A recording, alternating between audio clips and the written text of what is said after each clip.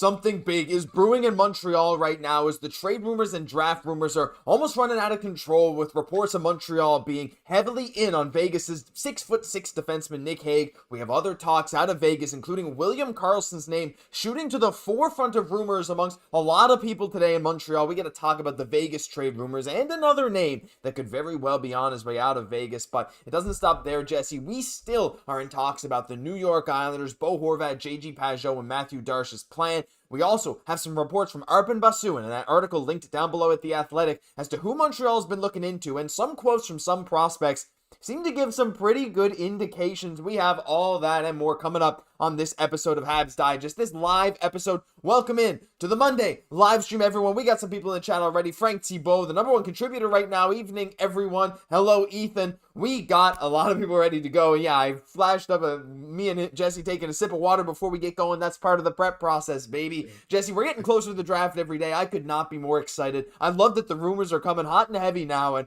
it feels like it's just a matter of time before something big goes down. For sure. And it feels a little bit different this year where we're not in that top five. And we know it's maybe not a player like a Demidov that's coming to us our way. We know Kent, he's kind of planning something. He's got something cooking. But that being said, like the Habs, they're looking to still get gems in every single round. They have just been doing such a great job recently of drafting, and you could argue that's just so huge to the success, kind of that the turnaround of the organization that Kent Hughes has really orchestrated for the Habs right now. So we know it's wild how things are kind of heating up over there. We're getting some crazy questions being asked. We're grilling those young men, really figuring out who's the best for this team going forward. So, we know Kent, he's kind of focused on the draft right now and making sure we're kind of securing some great prospects there. But also he knows what's on his table for this summer. And it seems like maybe Kent can kind of get two birds with one stone. Who knows, Josh? Like, maybe we'll be able to take care of those picks, those draft picks for the future, while also like helping this team right now too, because we know we're looking to become competitive very soon, just like a lot of other teams in the league right now. And Kent's not going to want to be slacking on that. No, for sure. We have a lot of holes to fill, and we have a lot of different ways we can go about it. And hey, what better spot to start than the draft? And again, like, we've been hearing so many different names. Like you mentioned, Jesse, we've been grilling these young players with some players' questions being as crazy as, what was it? Like, the Habs asked you, hey, you're in the desert with me or coach or something like that. There's a bottle of water and a baseball bat. You're not allowed to share the water. What do you do? It's like, well, Caleb Danway said he'd hit a home run. Don't know if that's the right answer, but hey, there's a lot of creativity going on. But no, Arber and Basu in this article, again, we'll link down below. Go check it out. There's a lot of great talk in there. So I really encourage you guys to all go read it. Arber, fantastic work as always. But he mentions a number of names that could very well be linked to Montreal. What he's been hearing. He's been around this, right?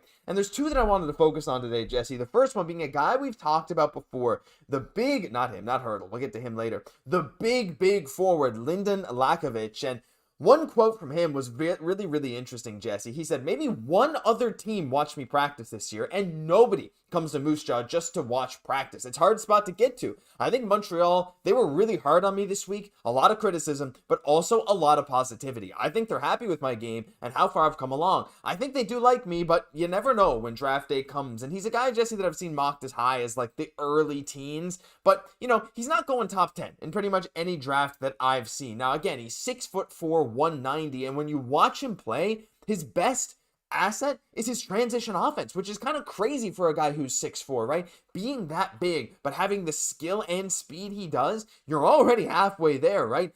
His effort has come into question at times, and the Habs reportedly kind of grilled him on that as well. He said he gets annoyed by the amount of times people talk about it, but Jesse, like, I don't know. Sometimes, like we were saying before the show, like, you're hardest on the ones you love, and to me, I feel like the quotes that he had makes me think that the Habs genuinely do have a big-time eye on him.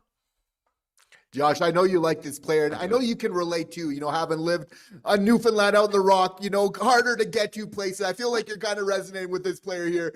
But yeah, for sure. For me, when it comes to this player, it's like the first thing that jumps out on you is definitely the size at 6'4". You definitely feel like he is going to fill out considerably already at a very healthy 200 pounds. We know that the Habs, they want that size going forward. But Josh, like, the big red flag for me is that compete. Yep.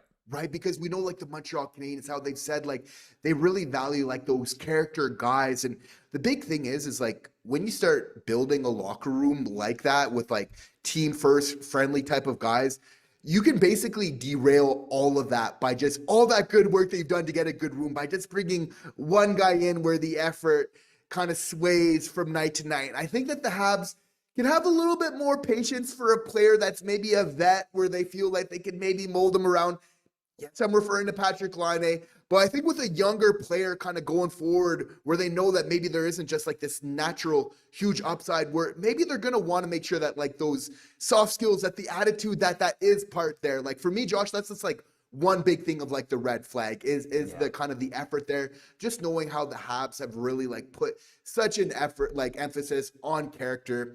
That being said, it's like Lakovich, as he said, like imagine you're a young guy and then it's hard as like a young player like this to be perfect at everything and then having those questions keep going up. And to his credit, like he didn't deny it. Yeah. He said it's like, okay, like if this is something that keeps coming up, like, okay, I probably need to own it and get better at it. And that being said, it's like hard for a young guy to be perfect at everything.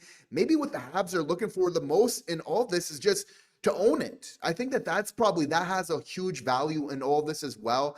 And you got to feel like, I'm hoping that the Habs, believe in this young player because I mean, that upsize is really there, and emphasis on the upside of the size once again. Yeah, absolutely. Like that's the big thing with him again. Like the size and the skill and the speed combo that he has is like, it's crazy, right? And we throw the term unicorn around. I don't know if I'd say he's a unicorn necessarily, but what I am saying is he has the tools to be a serious impact NHLer, like a power forward type of middle six to top six guy. Again, it's hard to project top six level talent even at the middle of this draft. It's a bit of a weaker one. Next year is going to be a bit better, but again, those tools are there. And, I feel like you can teach compete level, especially to an 18-year-old who's realizing, holy smokes, if I don't get my crap together, they're just not going to play me. I got no future here, right? Montreal more than anyone else, right? So, but I'm very interested in how Montreal sees him long-term because it just seems to me, Jesse, there seems to be something about him that is screaming Montreal Canadian if he can get that effort thing. Because I know if Montreal genuinely thinks it's a problem,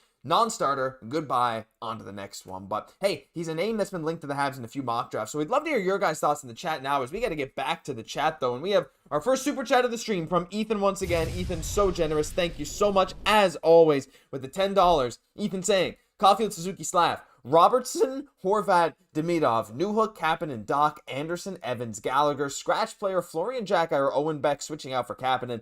That would be a sick forward group. So I guess in that world, Emil Heineman's gone. Obviously, we don't bring Armia back. We bring in, I'm assuming that's Jason Robertson, not Nick Robertson. You know what? Like, bringing in Robertson and Horvat would be difficult. I think you'd have to move off of Carey Price's contract, and I think the money can work there. But again, yeah, you're going to have to hope that the young guys fill in those roster spots. Again, Florian on that rookie scale, Beck on that rookie scale, Kapanen on that rookie scale. Leave a like on Ethan's Super Chat, guys. Leave some responses to it as well. Jesse, how do you feel about that? I mean, honestly, a second line of Robertson, Horvat, Demidov would rival most other teams' first lines, if you ask me. For sure. It's a bold mood, and I love it, Ethan. I know you're big on Jason Robertson, for sure. It's, definitely with Patrik Laine. I don't believe I heard his name. I think he's cut at that point in time there. But yeah, no, I think it's definitely like the Habs, there is going to be like a lot of movement. It's so easy to look at the roster and just be like, there probably will be a couple moves done. It's like, no, with the Habs where they got a fair amount of cap space, they're looking to improve, like, we will see some fairly big turnovers. And it's like kind of this period right now of like getting used to it, that it's like, yeah, there's going to be some moves that like we just don't see coming whatsoever, right? And you have to feel like Kent Hughes, like there's so many teams right now that are looking to rebuild. And for me, like, and there's like, Pittsburgh Penguins, like one of the few teams like fully in the rebuild. And then there's actually like so many teams that are looking to become competitive. So there's kind of two ways that you could approach that, is like, you kind of play the long-term game there and then always, okay, try to maximize your future while getting better for the long term. Or if you're Kent Hughes, you could say, like, there is so many teams. There's so much parity in the NHL right now. We got in the playoffs.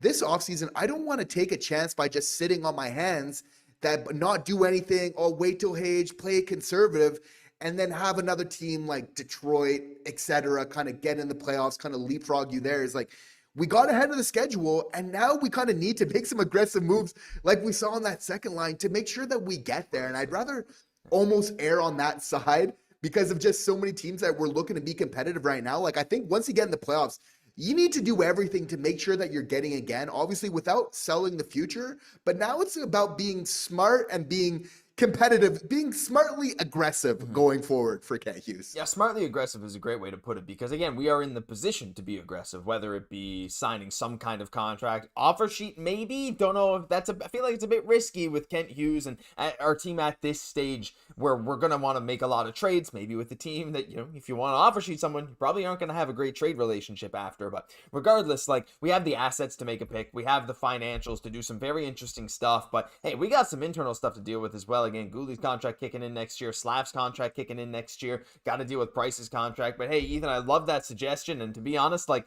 why not shoot for the stars? I mean, something like that could very well happen. Hey, speaking of stars, Jason Robertson, it just works. So, yeah, I see a lot of people, some people love it, some people don't like it. Hey, that is what it is. I also very much disagree. I think someone said Horvat's contract is horrible in chat. I don't think it's horrible at all. I think he's worth way more than an $8 million player in terms of leadership and faceoffs, and I think it'll only age very, very well. Problem is the term, as always, with Montreal. But, that's a fantastic question, Ethan. Again, thank you for, well, not even a question, thank you for sending in that super chat.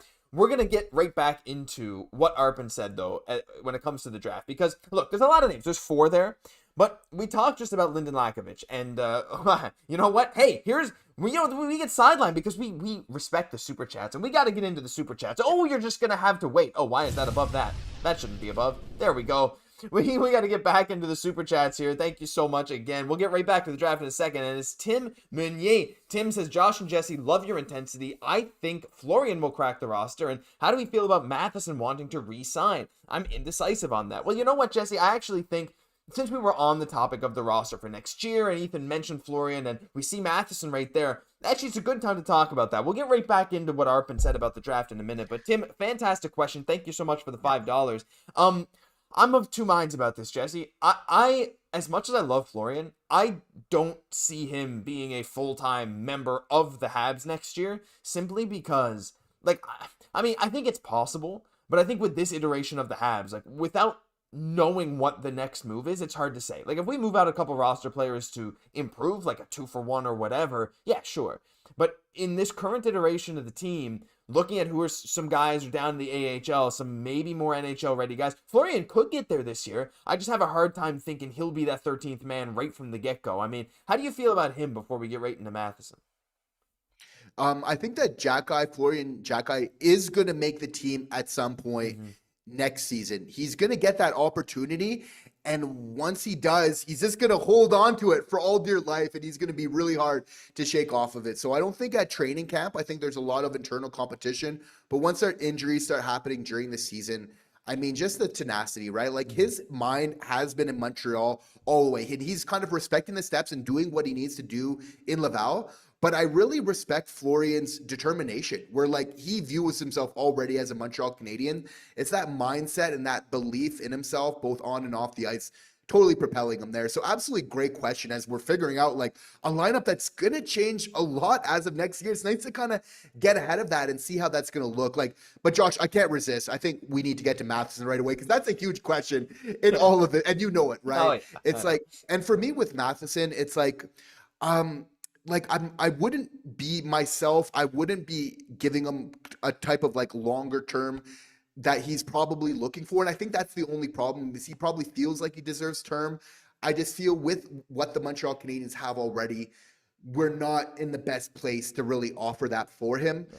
That being said, can we say that the Matheson trade for Petrie was a huge win by Kent Hughes? Matheson has helped this team. He's done lots of positive things. When we relied on him to get points, he did that, cracking the 60s. Obviously cost us a little bit too, but, like, a defenseman getting 60-plus points, it's still fairly remarkable. I think just we need to say that. I think a lot of fans of the channel, you know how I feel about Matheson. That being said, like, can we just say how cool players that get to the NHL, that work their whole life to get there and then sweat and bleed for this team, logging a lot of minutes, like, that is important, all of that. Like, it's okay to criticize and aim for the stars, but, like, we need to keep the overall context that these are amazing athletes. Mike Matheson, such a great example of taking care of himself, both on and off the ice. There's a reason why he has the respect of his teammates, rightfully so. It's not so much of, like, Matheson being bad. It's more of Hudson being just amazing out of the blue, more than anybody could have ever expected. So kind of hamstringing what Matheson could really provide otherwise.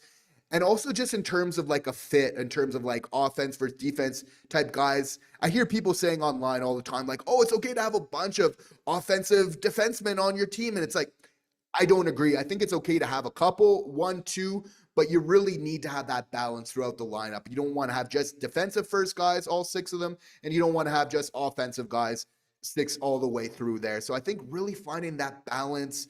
Again, he's going to have a little bit of time, I think, to kind of prove it to us this year.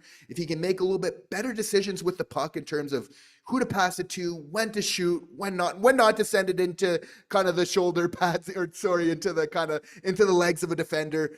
I think those are some positive movements I would like to see. And you have to feel like Matheson too will start to understand what his role is a little bit better this year, maybe playing a little bit less. If he could really own that, that's something I'm maybe open to. That being said, like, Josh, I just really don't want a longer-term deal, just knowing the type of players that we already have with the Montreal Canadiens. It's tough because, by all accounts, he's quite a good leader. Again, Quebecois, he's like from around Montreal, and like again, he's shown like he can eat a lot of minutes. I just think that the fact that he can eat a lot of minutes doesn't mean he should, and I think you're right in the sense that like I'm fine re-signing Matheson if we know it's at a reduced rate, if it's for a shorter term at a reduced rate. I wonder if another team would want to come in and grab him for a longer term deal. And I mean, I know he wants to be here, which bodes well for some kind of team friendly deal. But like you said too, like let's not pretend Matheson is some, scrub 7D, right? This dude is at worst a second pairing level defenseman, right? Like who can still be the quarterback on your PP2, even though he wasn't amazing this year. So, but again, like with the amount of people we have, like if we just force Hudson and Guhle to be the top pairing, I don't think anyone's going to cry about that. And I think Matheson, Carrier, and then you bring in someone from Laval again, David Reinbacher, who can need some more minutes. You bring Matheson down to like 18, 19 minutes a night. I feel like it'll be more palatable, but highly depends on the cost. And I see some chats here, Owen saying, put Matheson on the wing. Good to see you here again, Owen. That's very interesting. Tim, the one who sent in the chat, said thank you, and also maybe 2-year term. Like, I'm down for that. Like, he's 31, right? You still get him in good years, so it's tough to say, though. But, yeah, well, we'll have to see. And Ron saying, I know I'm in the minority when it comes to Matheson. Having said that, I'd be okay with offering a 3-year deal at no more than $5 million a year. He just needs to be used properly. Ron, I feel like I couldn't have put it better myself. Like, and a $5 million a year with the cap going up, I think that's very fair for what Mike Matheson brings to this team. A guy who can be on your PK1. I feel like we kind of forget that sometimes, who can also be a very solid scorer for you. And yeah, he makes a lot of mistakes, but hopefully with more younger people coming up, it could work well. So thank you so much, everyone, that was a great conversation, actually. Thank you again, Tim, for spurring that conversation, and fantastic chat there with the members. And Joseph saying, let's get them likes through the roof for the boys at Habs Died. Well, Joseph, we didn't say it yet, but we have 300 viewers and only 51 likes. And if you've been around the block, you've been around here a few times, you know how much we love to see that number go up. And hey, I hope you do too. It's just one click helps us out so much. But thank you so much, seriously, for being here. Jesse, let's try and get back on track with the draft, because there's another guy I want to talk about, and it's a defenseman. He's a left-hand shot defenseman. I know. Don't leave yet, because there's some very interesting stuff with this guy. Look, again, if we're taking these guys here in the middle of the first round, you want to get guys that, hey, just project to be the best player, right? And that's something the Habs have wanted to do. Positional need does matter. But if you have a guy better than the rest of the crowd, hey, that matters for something. And another guy that Arpen mentioned here was Cameron Reed. And we haven't talked too much about him on the channel, but I wanted to bring up what he said. He said it was a good, solid interview where they seemed very interested talking about Montreal. I think it was just the eyes. Not surprising. I think it was just the eyes. Everyone had eyes on me. I think that was the big thing. I didn't see anyone look at their phone. It was just everyone in the room trying to get to know me better. And I think that was pretty cool. And from what Arpen said, he's like, hey, from what he's hearing, the Habs think Cameron Reed's pretty cool too. Now, Cameron Reed is a two-way defenseman. Big-time two-way defenseman. But he still put up 54 points in 67 OHL games this year. He's a young 18, just turning 18 in April. So he won't even turn 19 till like the end of next season. 5 points in 14 playoff games. But the thing is, he shows an offensive upside, Jesse, while still being more developed defensively. He's 6 foot 193. if he was, I think like Arber said, like if he was 6'2", he'd probably be gone before Montreal's pick. He is that good. He is a fantastic two-way defenseman, shows great skating on the defensive end, great gap control. He has a lot of the tools to genuinely just be a very good NHL defenseman. Like, having this level of offense, it doesn't mean you're going to be an amazing offensive defenseman in the NHL, but it shows you have the instincts. And when you have good offensive instincts with great defensive instincts, this is the kind of guy that you just feel like is, I don't want to say can't miss, because that's irresponsible to say about these kind of guys. But when I see his profile, I know he's maybe not the height of an average defenseman, which is I think 6'1", but to me, the tools are there that makes me sure enough that this guy is just going to be one of those guys that just eats minutes no matter where he goes, and I think it'll work for him. Strong baseline there. And again, when Cameron Reid was being interviewed by the Montreal Canadiens, he gets into the room and they see that they're all just kind of staring at him.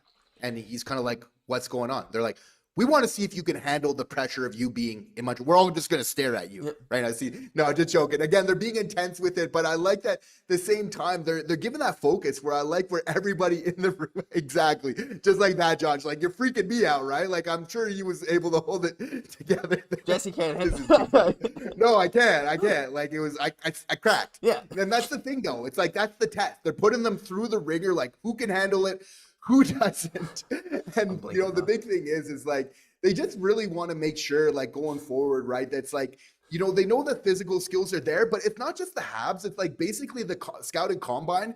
It's coming much more like less emphasis on the physical testing and more on like the psychological testing kind of going on there. And again, he's got some comparisons to a guy like Miro Heiskanen, where again, from a former coach, somebody who coached Heiskanen actually for the junior national team for Finland, he said like, okay, this is Cameron Reid reminds me of this type of player from being smooth skating. Now, we're not saying he's Heiskanen. We're not saying he's going to be drafted 3rd overall. But as you mentioned, Josh, I'm all about, BPA for our 16th and 17th. Best player available going forward. A really smooth skating type of guy, as well as, just a good puck mover. And as you mentioned, is having that strong baseline. I really feel with the Habs, at a certain point, it's just about, worry about it later about fit. We really just, it's all about getting that talent and about taking that big swing with at least one of these picks, knowing that you got a backup plan right afterwards. Yeah, I love that idea too. And again, like, stuff could still happen. Trades could still go down. There's so many talks about that. But like, hey, another smooth skating, solid defenseman pick right in that range? Cayden, Guhle, different players for sure. But like, this is what I'm talking about, right? Like, these kind of guys, they do fall. The guys that could very well be long-term NHL level, like high-tier NHL level minutes eaters who just are reliable, right? And that's kind of what Cameron Reid feels like he is. Like, you put him out there and you're just, he'll have good minutes. He won't make mistakes. And that's what I really like about him. So I want to hear your guys' thoughts on these two guys. If you had to pick, let me actually make a poll, because polls are more fun than anything. So again, we could pick both of these guys. Who would you prefer? I got a funny feeling I know who this is going to come out and be. But because another left-hand shot defenseman. Look, spoiler, I don't want to influence the poll. I think I know where fans are going to go with this. But like, in terms of just the player profile, keep in mind Lakovic's lack of compete that a lot of teams are kind of focusing in on, right? And if you're Montreal, it's like that's a pretty big deal breaker. So I'd love to hear your thoughts on that. Jesse, we got to go back through the checks. We got a lot of channel members coming in here saying stuff. If I want to go back through and have a look here, what do we got? Sorry if I missed some stuff. David Darcy with a little smiley face. Bonsoir, bonsoir, David. David Darcy, good to see you. Josh, are you Czech? Says Owen Bell. Oh, I know. Am I walking into a joke? I'm not Czech. Oh boy. Let's see what he follows that up with, if he does. Joseph saying, welcome to the team, James. Thanks for your Oh yeah, I missed. There we go. James Stebelge. I didn't even look. The chat's going so fast. Jesse, we got our newest channel member, James Stebelge. Welcome to the Snipe Selly tier. James, you can now send those emojis in chat. And hey, for all you new channel members, we now have post shows a couple times a week. Whenever we have time after the episode, we record a couple minute conversation, a little more chill, a little more, less, I guess YouTube video, just me and Jesse chatting about the video we just made. So that's free to all of you channel members who have so graciously subscribed to the channel. Thank you so much. Got to keep going. Joseph saying, good time to poach a decent player. It certainly is. And yeah, there we go. You used ahoy. When did I used to say ahoy. That's a Czech greeting. Well, Owen, fun fact. That's a throwback, Jesse. When was the last time I said that? That was a long time ago. Slav playing for Slovakia last year in the World Championships. Just this year, just a couple months earlier there. That was an amazing run for Team Slovakia. You know we love covering that. Oh man, I still have those gifs somewhere, those Slav gifs of him pointing at the scoreboard. Oh, what a great time. Those videos were banging too, like 20, 30, 40,000 views. But Owen, I'm not Czech. I said that for the Slovakian fans. Ahoy is a greeting in Slovakian as well. But we also have Jesse. This is a very significant milestone for one of our most appreciated channel members out there, Doug Saylor, officially hitting the 1-year mark of channel membership, 12 months. Can I just get some love for Doug in the chat? Shout out Doug. I just want everyone to say shout out Doug in the chat down below. He said, I have no doubt Kent is cooking up draft surprises here for us. Cook, Kent, cook. I'm so sorry to disappoint you. I lost that animation. I got to find it to get it back, but just pretend Walter White's on your screen right now telling him to cook. But Doug, seriously, re-up in the Rocket Richard. You've been around for so long and unbelievable supporter. Jesse, you got any words? Yeah, Doug, just that obviously we appreciate you so much, the knowledge and the experience of the game and the history just from so many years that you bring to our conversations, and just, again, just being such a chill and very amazing person. Just want to say we really appreciate you so much on this 1 year. Happy 1 year anniversary with Habs Dizzy. We just so happy to have you with us. Throwing that Dizzy out there just out of nowhere, I see. But seriously, thank you, Doug. One of the kindest people you'll ever meet as well, guys. We had the pleasure of talking to Doug quite often through our chats. But yeah, also Doug, congratulations on getting your t-shirts in. Doug got his Lane Hudson and Ivan Demidov t-shirts in today, which is pretty good. So they're available in the store. But yeah, look, I love all the love for Doug in the chat there. Unbelievable stuff. James also coming in, the newest channel member. Love your channel. Keep up the good work. Thank you so much. Oh my gosh, this is awesome, guys. Thank you so much for all the support in this channel. I'm going to end the poll as well right now with this draft stuff. So we do have some other stuff to get into. This stream is a ton of fun here today. This was popping. Jesse, 70-30, 70%. So they'd still prefer Lyndon Lakovic despite the concerns. Not surprised. Again, the skill combined with the size, hard to pass that up. But I just got a good feeling about Cameron Reed. Wherever he goes, he's just one of those guys that I'm going to keep an eye on as the years go by. I haven't always been right about most prospect predictions, but you know, there's some guys that you just have a good feeling about. But let's get into some other stuff now. I want to spend just a little bit of time on the New York Islanders because there hasn't been anything really new on that front other than reports of Xhekaj Pageau, like more talks of him being out. And let's just take a minute to take a look at some of their stuff again. And I want to get the chat's opinion as well here. Like, I'm not going to put up a poll for this because I think if I polled Pageau versus Horvat, I think it would be the most overwhelming majority we've ever seen. But when we're talking about Pageau, Jesse, just briefly, I wanted to get the live stream's thoughts on Xhekaj Pageau. So if you're listening right now, leave a comment on Xhekaj Pageau. We're going to try and read some of them. We've kind of done our case for him very recently. We've talked about him a lot recently in videos. And look, 40-point guy this year, $5 million contract for, I think, what, 1 more year? Is it 2 more years? It's short term, $5 million. The second best, I think, behind only Claude Giroux in terms of NHL faceoff percentage at 59.6%. So he fills a faceoff need. The problem with him is he's very much a 3C. And if you bring in a guy like Pageau, you are assuming that either Kirby Dach is playing the wing, and you don't bring in a separate 2C, and Oliver Kapanen is like probably out of the lineup, right? It's like you have Kapanen and Evans, and then you just play Pageau as 2C. Like there'd have to be a lot to go right, I think, for Pageau to be a great fit on this team. However, Jesse, it's hard to deny the fact that he is a fantastic defensive forward. He's gotten Selke votes 5 different times in his career, and he's good on the dot. So I'm curious if what the fans think about Pageau and what we're thinking, kind of, because I just feel like a lot of things would have to go a certain way for there to ever really be a good fit in Montreal. I'm a Quebecois. I like Jean-Gabriel Pageau for sure. Have for a long time, kind of a consistent game.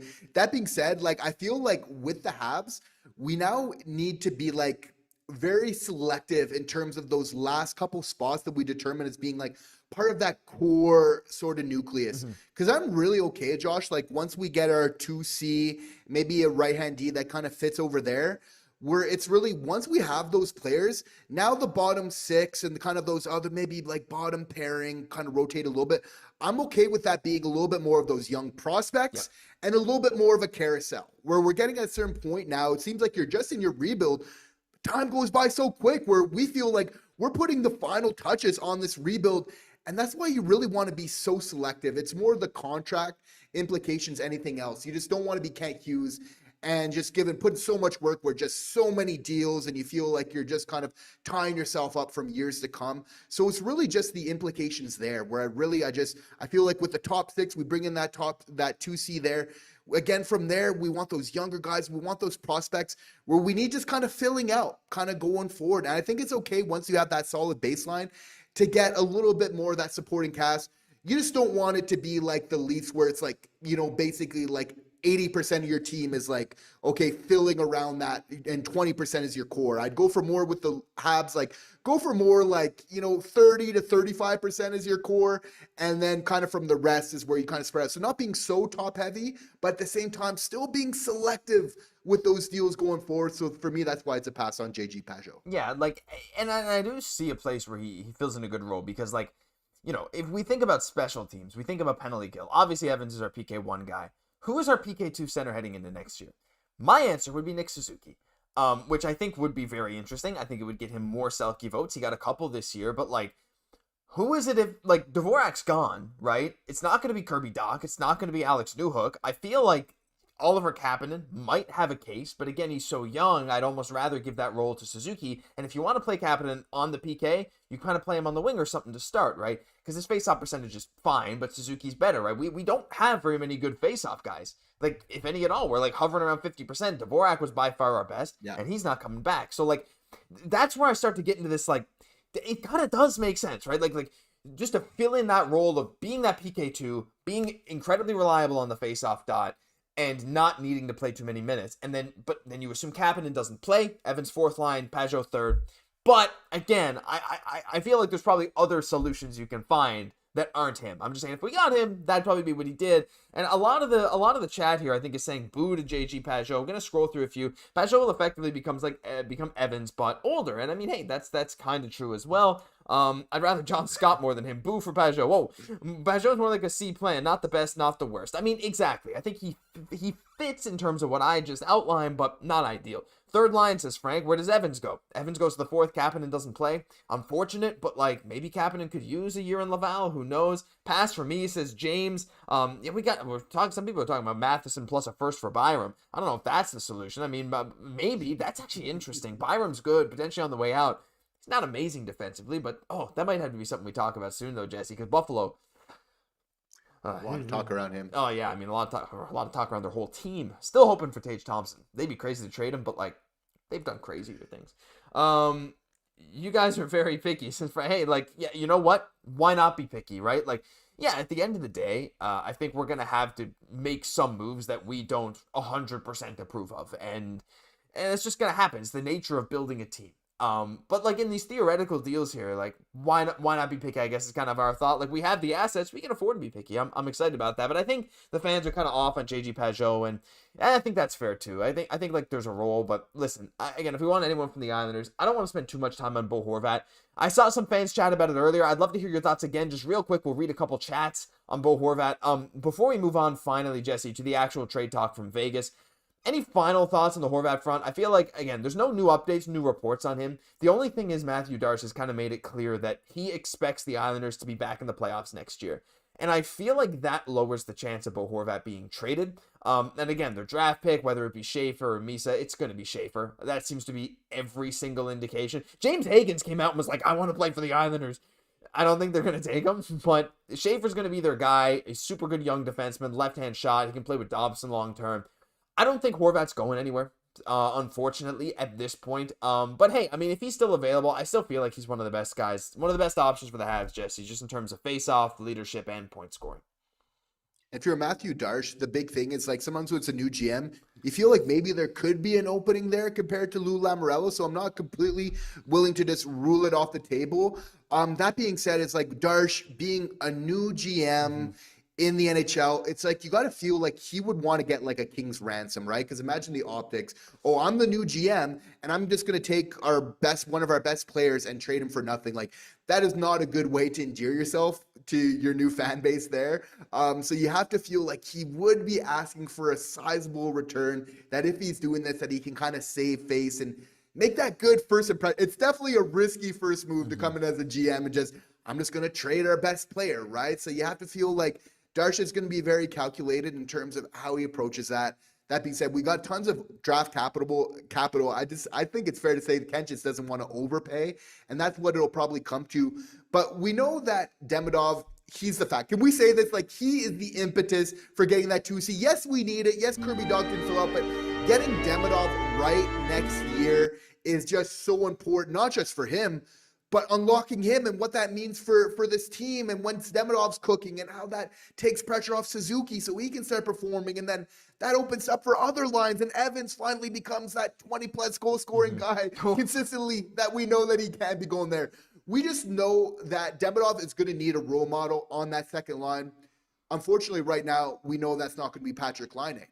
So for me, it makes more sense by the day that they're going to get a little bit more of a vet to go with Demi. Again, just to kind of, I think, like, help kind of coach him along and nurture him along early, I think would be a strong move. Evgeny Kuznetsov. No, please don't. That's not going to happen. I mean, there's so many rumors about that. There was, not so much anymore. But yeah, like, again, I think we are going to try and bring someone like that in, but there's no need to rush it. Like, and I think Kent Hughes is okay with that. Now, I've seen some talks recently. I believe it was Stu Cowan. I hope I'm not giving this credit to the wrong person, but it was like, listen, it wouldn't be crazy to see Montreal maybe miss the playoffs this year. I don't want to think that way, because I think we're going to add talent, and I think we're going to be unbelievable. But the reasoning was that so many other teams. So I might not have been Stu, someone. So I don't. Did Arpen say that? No, I don't know who said that. I don't know. But it was more that, like, other teams that missed the playoffs are fighting so hard to get back in, and Montreal's still young and growing. That was the argument, but I think Montreal's young core is so good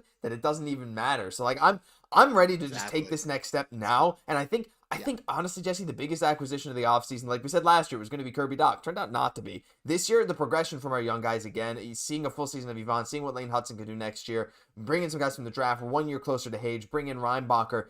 And I'm certain we're going to have some kind of significant trade for a roster piece this year, whether it's a 2C or not. This team's ready to go. I am so ready to take that next step next year. I'm going to take a couple looks through more chats. I heard 1/4 of the Buffalo players want to be traded. Poor management, unfortunately, has kind of been their whole history. I mean, since the early 2000s.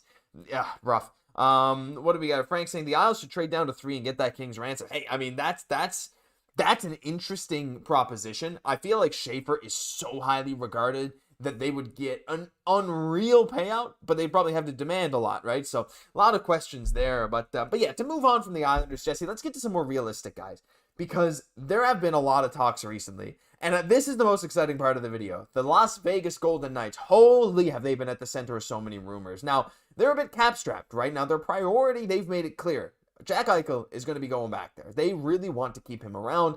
So naturally, when you look at their roster, you look at who they have under salary, you have to move some guys. It's a problem for them. Yet at the same time, they're trying to bring in Mitch Marner, and there was reportedly a trade that got nixed that sent Marner to Vegas and Rantanen to Toronto and someone to Carolina.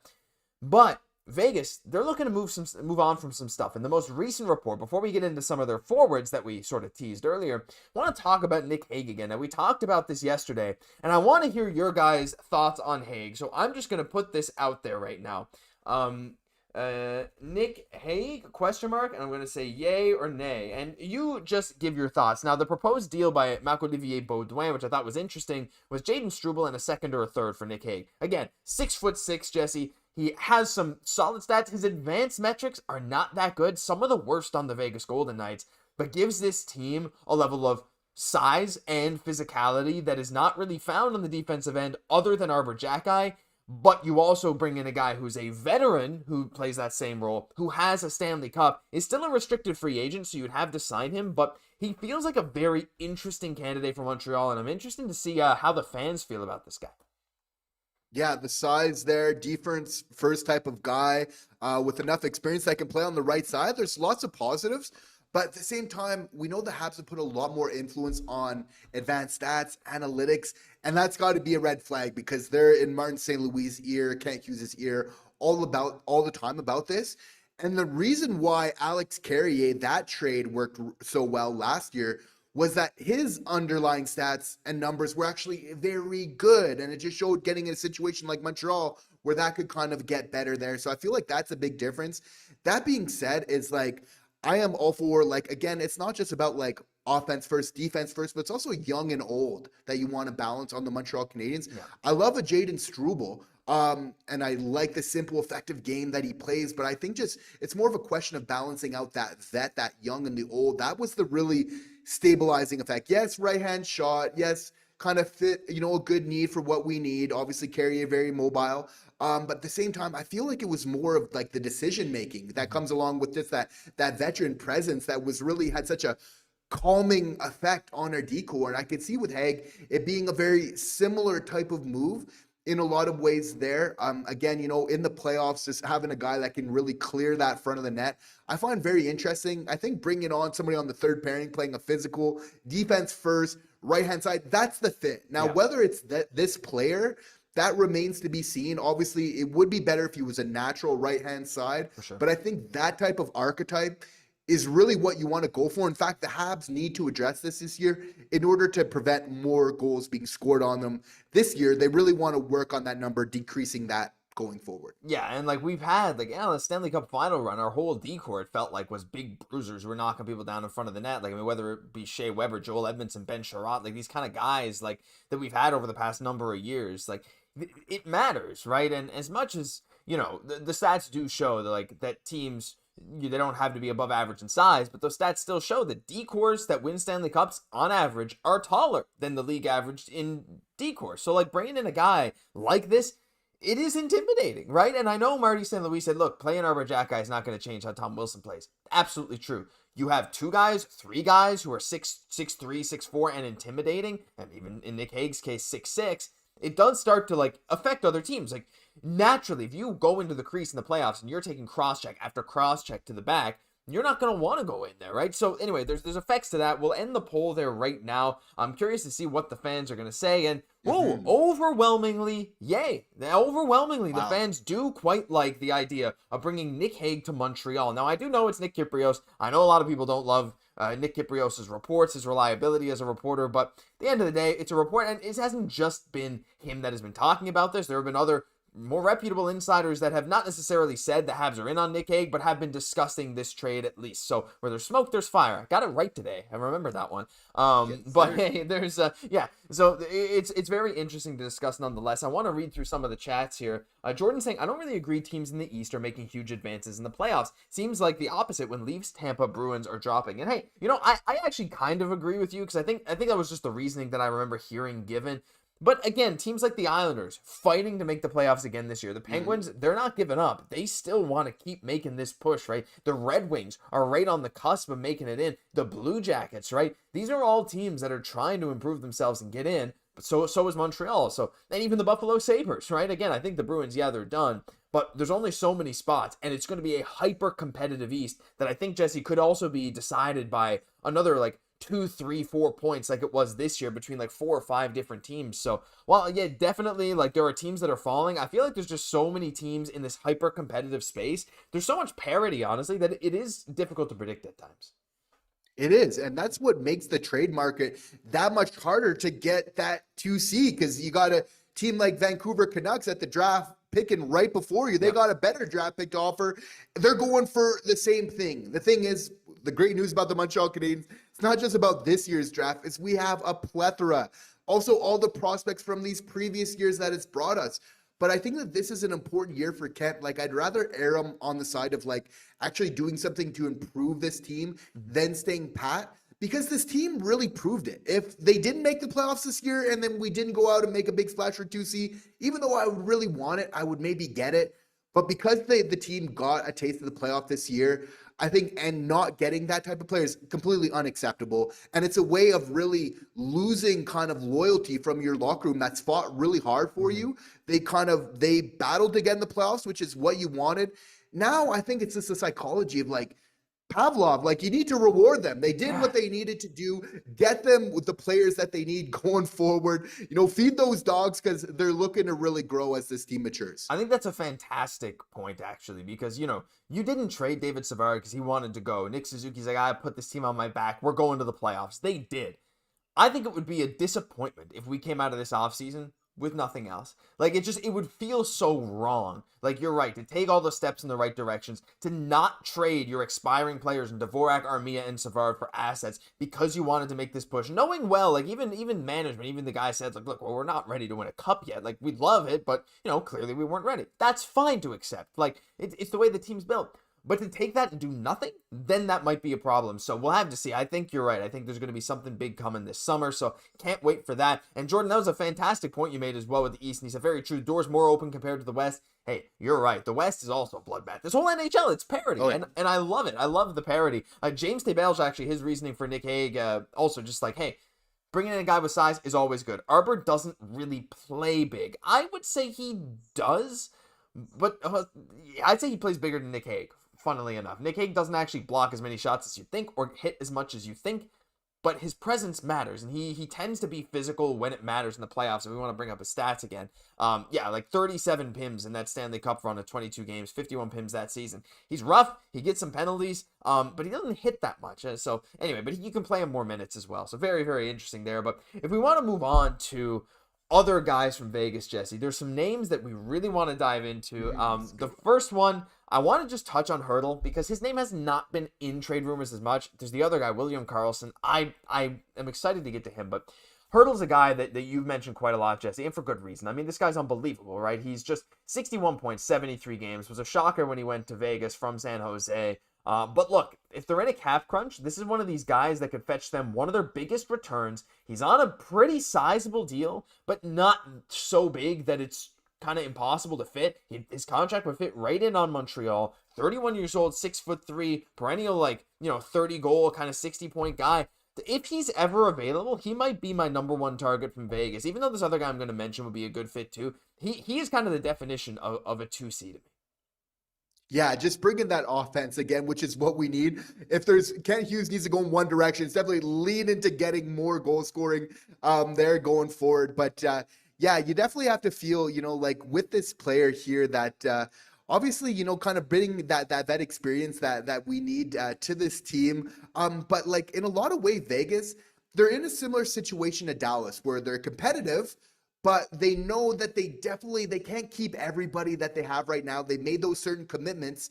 And like Dallas Stars with like Jason Robertson, it's kind of showing me the example where like, even if the Stars don't get rid of Robertson, it's just showing how like teams that are competitive, if it's not the Stars, it's going to be a team in a similar type of window that has to get rid of a big star to make room for space. And that's where Hurdle, he's kind of always been a little bit of a dark horse, like not talked about as much in this conversation.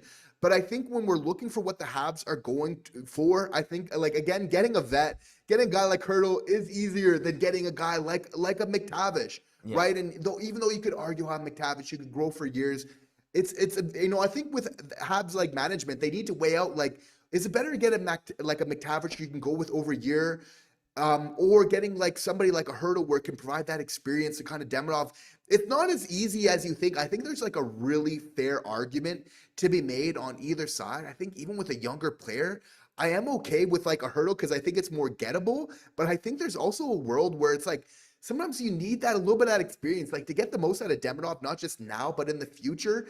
You want to get those good habits early. So for me, that it's a little bit of a dark horse in all of this, Josh. I'm curious to hear your thoughts on it as well. Yeah, I mean, like, I like Hurdle. I think he would fit extremely well on that second line. I think, again, definition of great 2C, not great 1C if he were to go somewhere, right? And again, I'm just looking at his stats here. Like this year was his second career high in goals, his best since 2018-19 when he had 35 with the Sharks. But 61 points in 73 games this year, 38 points in 54 games last year, 63 and 79, 64 and 82. He's like 25, 30 goals, 60 points consistently, and that's exactly what you want in the second line. He gets second line minutes. Playoffs, 5 points in 11 games this year, 1 point in 7 games with Vegas last year. He hasn't really been showing up in the playoffs.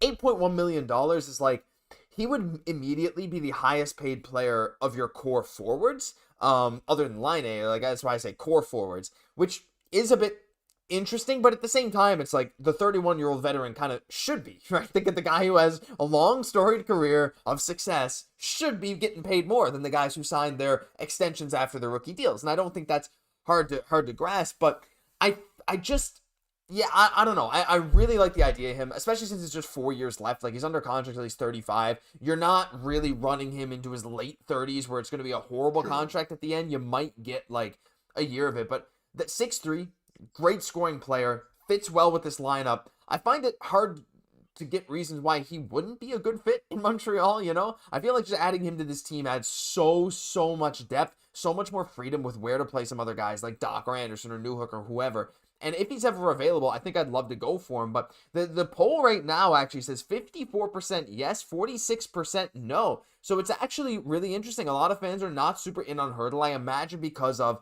the cap hit to production ratio, which I think is very fair as well. 8.1 million for a 30-goal, 60-point guy.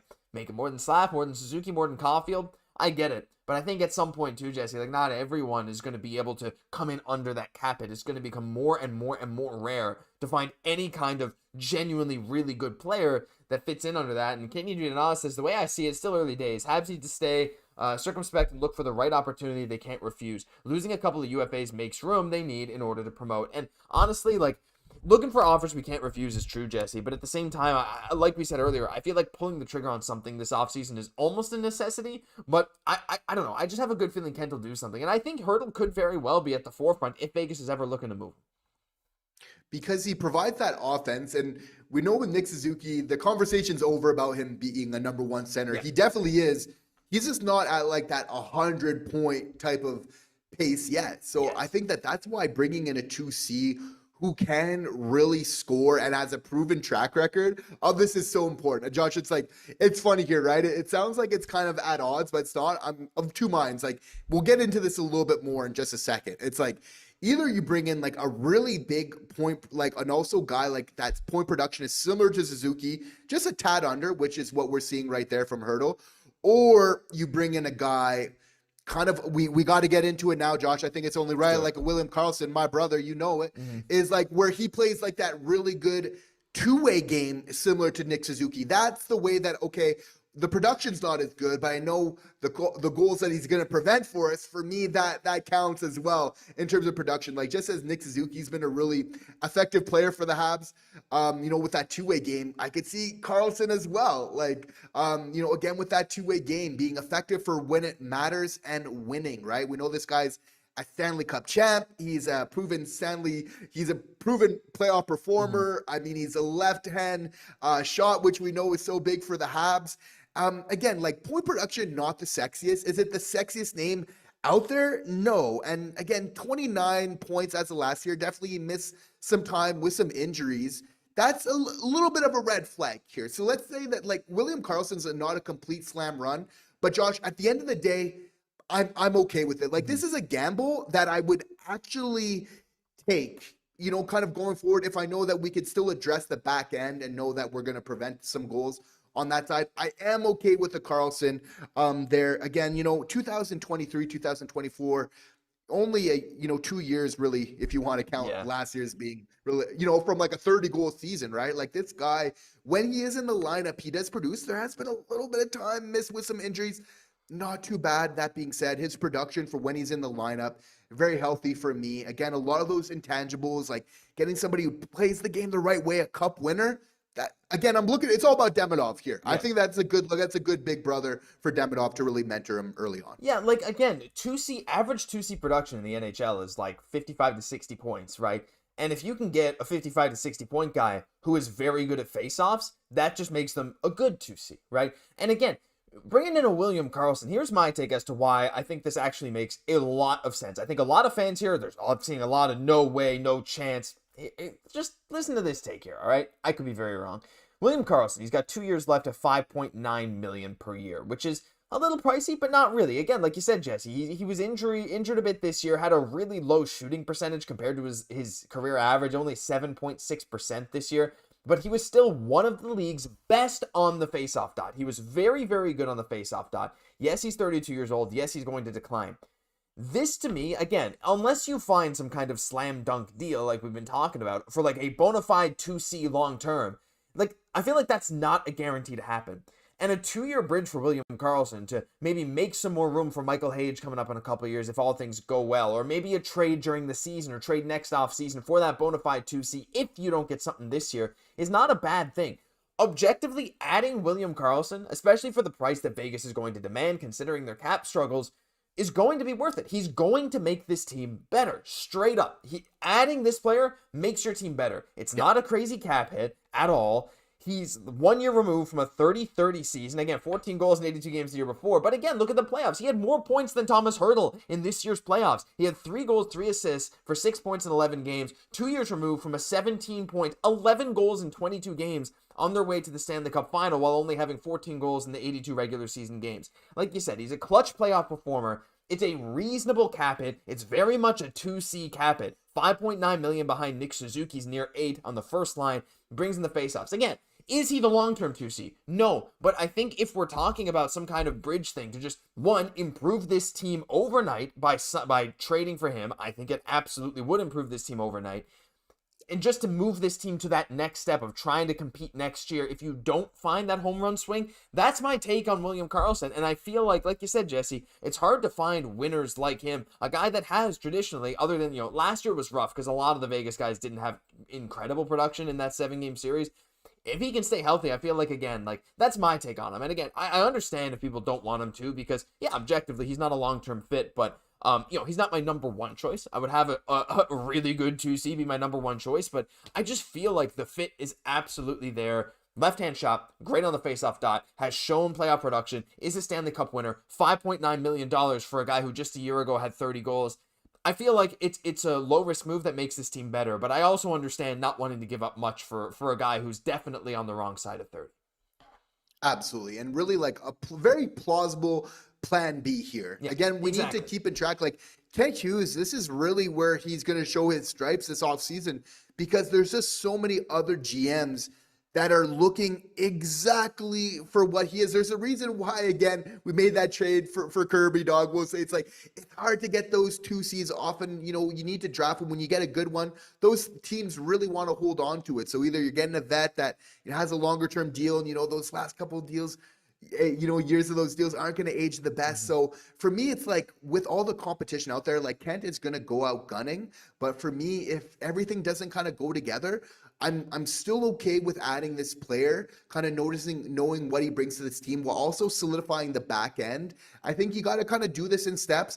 Hage looks like a great player. I'm not saying that we should get a player on just kind of a shorter term deal to make sure that Hage is ready the second that he's here. It's no, make him work it. Make him really deserve it and earn it when it's that time. If he can go on the wing in the meantime, but at the same time, it is important too, with a vet, I do like how that does open up for somebody like a Nic Hague or maybe that better term fit where, again, we're improving this team, which I think you absolutely have to do. You need to push that needle forward, but at the same time, you want to give yourself a little bit of that flexibility for the future. Isn't that what Kent Hughes is all about?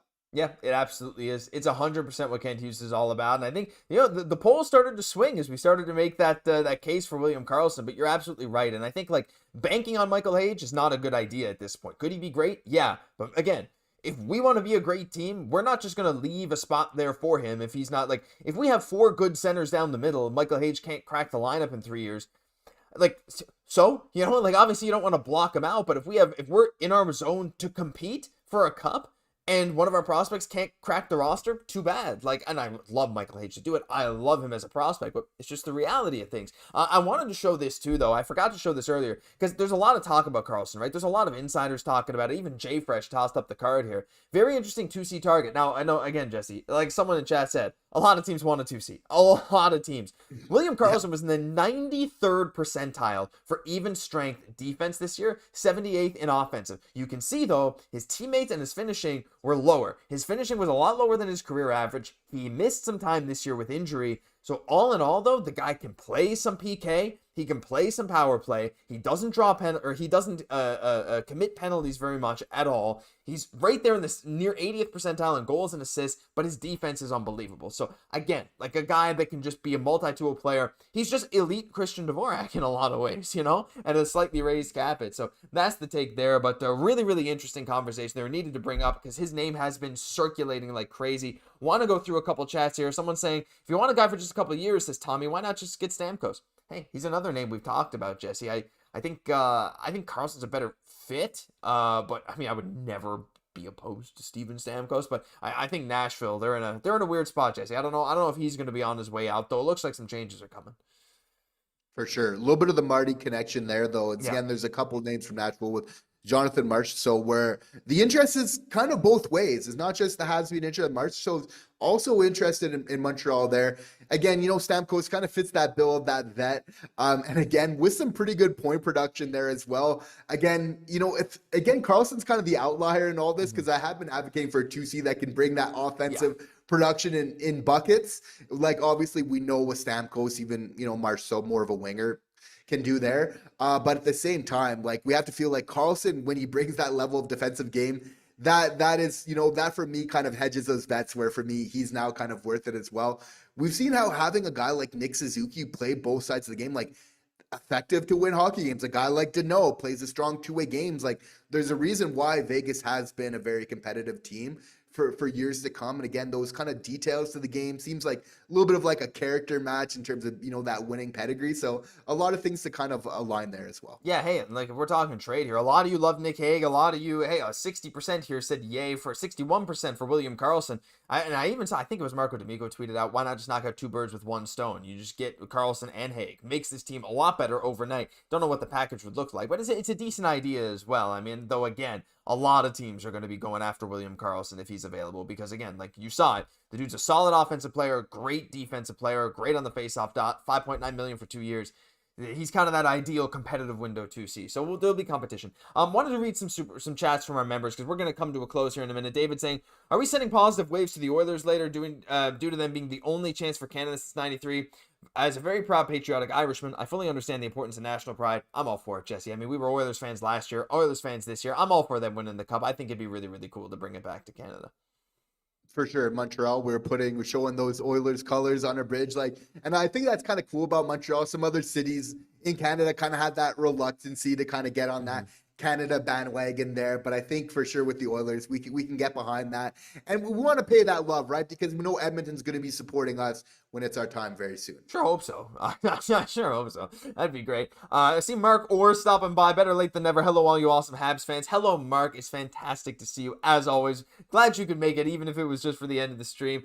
Katie did Nas, the Habs need to keep their eye on their stated priorities. Absolutely. Ethan saying, big thing for me is faceoffs. So I'd rather lose 15 points for 9% more on the faceoff win. Hey, I mean, I think that's a pretty good point. I mean, I don't know if I'd go as far as 15 points, but I definitely, maybe I would. Like, that's the thing. It's very important. So, I mean, great point there too. Ethan saying, I'd rather get a good high point winger for the second line and settle for a good two-way center that's good at faceoffs. Well, do I certainly have one for you right there. Xhekaj Pajot was another one, but like, well, I don't know. Pajot's not really a 2C, but again, Jesse, I think the vision is there. Get scoring on a line with Demidov either way and fill that center position with someone serviceable, and we are cooking. It doesn't have to be the long-term solution yet, but I think for next year, again, like we said, something big got to come this offseason to at least make us a bit better.